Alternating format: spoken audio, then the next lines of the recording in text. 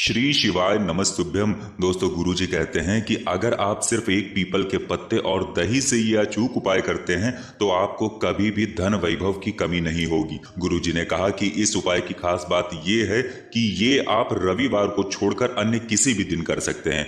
गुरुजी ने कहा कि हम व्यासपीठ से कह रहे हैं कि अगर आप अपने पूरे भाव से, पूरे दिल से ये उपाय करते हैं तो आपको माँ लक्ष्मी की कृपा अवश्य प्राप्त होगी। तो चलिए जानते हैं क्या है वो आसान सा उपाय। लेकिन उससे पहले एक प्रार्थना, अगर आप चैनल पर नए हैं तो कृपया चैनल को सब्सक्राइब अवश्य कर लें। देखिए, उपाय बताने से पहले आप लोग पूज्य गुरुजी की एक बात जरूर जान ले। गुरुजी ने कहा कि जब भी आप शिवालय जाएं और आपको निर्माल्य दिख जाए तो कभी भी उस निर्माल्य को लांघना नहीं, क्योंकि अगर आप निर्माल्य लांघोगे तो आपके जीवन में कभी भी रोग, कष्ट, दुख इनका अंत नहीं होगा। इसलिए शिवालय में पड़े हुए निर्माल्य को आपको कभी भी लांघना नहीं है। देखिए, अब बात करते हैं पूज्य गुरुजी के उस खास उपाय की। गुरुजी ने कहा कि ये उपाय आपकी धन संबंधी, व्यापार संबंधी सारी समस्याओं को समाप्त कर देगा। इस उपाय के लिए आप सबसे पहले ले लेंगे एक पीपल का पत्ता। सामने स्क्रीन पर आप देख सकते हैं, आपको बिना कटा फटा एक ऐसा साफ पीपल का पत्ता ले लेना है। अब ये पीपल का पत्ता लेकर आपको पहुंच जाना है वट वृक्ष के नीचे। वट वृक्ष यानी बरगद का पेड़। किसी भी बरगद के पेड़ के नीचे आपको पहुंच जाना है। सामने आप देख पा रहे होंगे। बस आपको ध्यान रखना है कि ये उपाय आप सूर्यास्त के बाद नहीं करेंगे, सूर्यास्त के पहले ही आपको ये उपाय कर लेना है। देखिए, आप बहुत ध्यान से समझिएगा। अब आपको बरगद के पेड़ के नीचे की थोड़ी सी मिट्टी ले लेनी है। मिट्टी बरगद के पेड़ के नीचे की ही होनी चाहिए। पेड़ के नीचे की थोड़ी सी मिट्टी लेने के बाद इसमें थोड़ा सा जल मिला लेना है। अब इसी मिट्टी को जल मिलाकर अच्छे से मिला लेना है।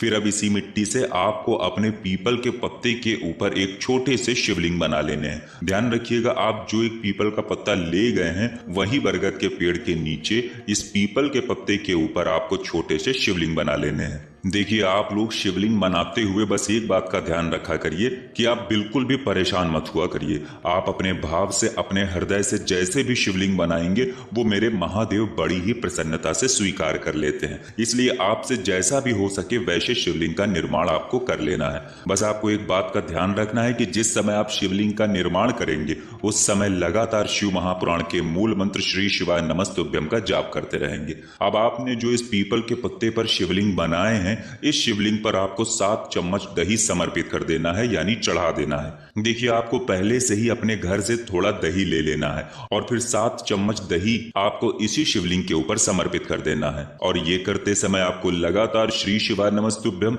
या ओम नमः शिवाय बोलते रहना है। फिर इसके बाद आपको यही शिवलिंग में चढ़ा हुआ दही थोड़ा सा अपने घर ले आना है। आप किसी पात्र में ये थोड़ा सा दही अपने घर ले आएंगे। इसके बाद अगर आपका कोई व्यापार है या आपकी दुकान है तो उस दुकान के बाहर आपको इस दही से स्वास्तिक बना देना है। दुकान के बाहर की दीवार में ऊपर या अगल बगल कहीं पर भी आपको एक स्वास्तिक का निर्माण कर देना है इसी दही से।